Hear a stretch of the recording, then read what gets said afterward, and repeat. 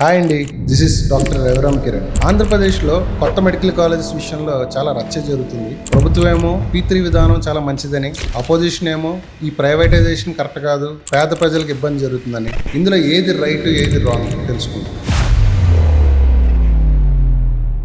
Point number 1, గత ప్రభుత్వంలో 17కి గాను కేవలం అరాకొరాగా 5 మెడికల్ కాలేజీని ప్రారంభించారు. అదే ప్రస్తుత ప్రభుత్వం ఒక సంవత్సరంలో పాత గవర్నమెంట్ బకాయిలు తీర్చి 9.2% అదనంగా మెడికల్ కాలేజీ పనులను పూర్తి చేసింది. పాయింట్ నెంబర్ 2, గత ప్రభుత్వం హయాంలో కట్టిన స్పీడ్ లో గనక ఈ 17 కాలేజీలు కడితే ఇంకో 20-25 సంవత్సరాలు పడుతుంది. అదే ఈ P3 విధానంలో వాళ్ళు సూచించినట్టయితే 2 to 2.5 years లో 17 కాలేజీలు రెడీ అయిపోతాయి. పాయింట్ నెంబర్ 3, గత గవర్నమెంట్ కట్టిన స్పీడ్లో కనుక ఈ 17 కాలేజీలు కడితే 20 నుంచి 25 సంవత్సరాలు మన పిల్లలకి MBBS PG సీట్లు అందుబాటులోకి రావు. కొత్త P3 విధానం అయితే కరెక్ట్గా 3 సంవత్సరాల్లో రెడీగా ఉంటాయి.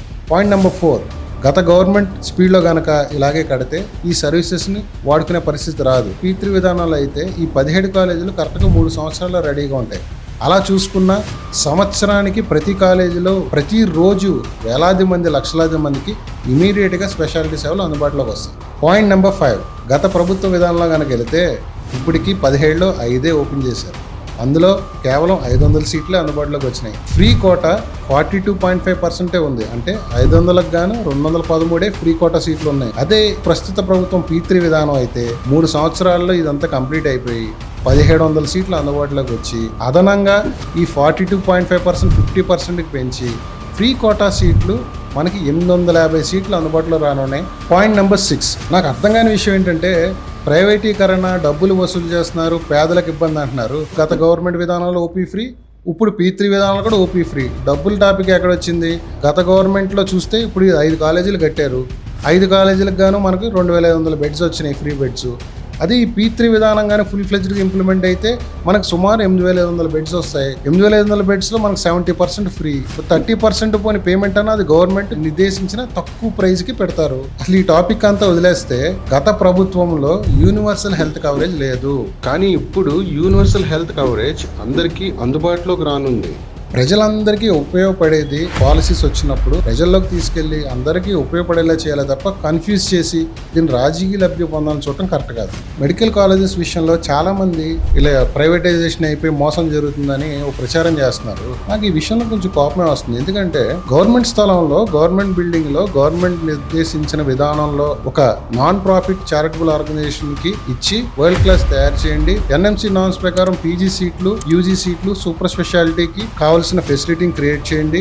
అవసరమైన డాక్టర్లు తీసుకురండి. అవసరమైన ఖర్చుని ఆ 30% లో దీన్ని భర్తీ చేసుకోండి అని చెప్పే విధానమే P3. నాకు అర్థమైంది ఇది. ఇందులో ఎవరికి ఏం నష్టం జరుగుతుంది?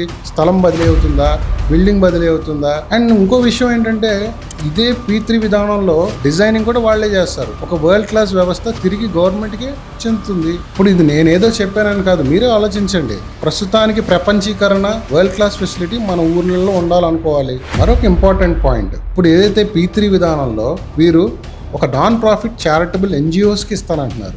ఎలాంటి NGOస్ అవి? తిరుపతిలో స్విమ్స్ నడుపుతున్న TTD లాంటి NGO, పుట్టపర్తి హాస్పిటల్ నడుపుతున్న పుట్టపర్తి సాయిబాబా NGO, అదేవిధంగా టాటా మెమోరియల్ నడుపుతున్న టాటా సర్స్. అవసరమైతే ₹1 ఎక్స్ట్రా అయినా ఎథిక్స్ తో వాళ్ళకంటూ సిస్టమేటిక్ గా ఉంటారు కాబట్టి అలాంటి ఆర్గనైజేషన్ చేయడం కరెక్ట్. గత గవర్నమెంట్ ఈ మెడికల్ కాలేజెస్ ని రిమోట్ ప్లేసెస్ లో కూడా వాళ్ళు ఏర్పాటు చేయడం జరిగింది. అలాంటి చోట సూపర్ స్పెషలిస్టులు రావాలి. వీళ్ళు ఏదైతే నిర్ణయించిన శాలరీస్ కి వాళ్ళు వస్తారా? అదే ఈ P3 విధానంలో అయితే పూర్తిగా ఈ NGOs ఆధ్వర్యంలో ఈ హాస్పిటల్ నడుస్తాయి కాబట్టి వాళ్ళకి కావాల్సిన శాలరీ ఇచ్చుకుని మంచి డాక్టర్ని తీసుకొచ్చే పరిస్థితి వాళ్ళు ఏర్పాటు చేస్తారు. స్పెషాలిటీ ట్రైనింగ్ అవుతున్న పిల్లలకి చాలా బెనిఫిట్ అవుతుంది. అసలు అన్నిటికన్నా ముఖ్యమైన పాయింట్, ఇప్పుడు దీని మీద ఇంత రచ్చ చేస్తున్నారు కదా, నేను వాళ్ళందరికీ సూటి ప్రశ్న, మీరు అదే తిరుపతిలో ఉన్నట్టయితే మీరు స్విమ్స్కి వెళ్తారా, నార్మల్ గవర్నమెంట్ హాస్పిటల్కి వెళ్తారా? మంగళగిరి దగ్గర ఎవరికైనా ఇబ్బంది వస్తే ఎవరైనా ఎయిమ్స్ మంగళగిరికి వెళ్తారా, Guntur government hospital, Vijayawada government హాస్పిటల్కి వెళ్తారా? ఎందుకంటే ఈ హాస్పిటల్స్ వరల్డ్ క్లాస్ స్టాండర్డ్స్ ఉన్నాయి, సూపర్ స్పెషలిస్టులు ఉన్నారు, ఎక్విప్మెంట్ ఉంది కాబట్టి. అదే తరహాలో తీర్చిదిద్దడానికి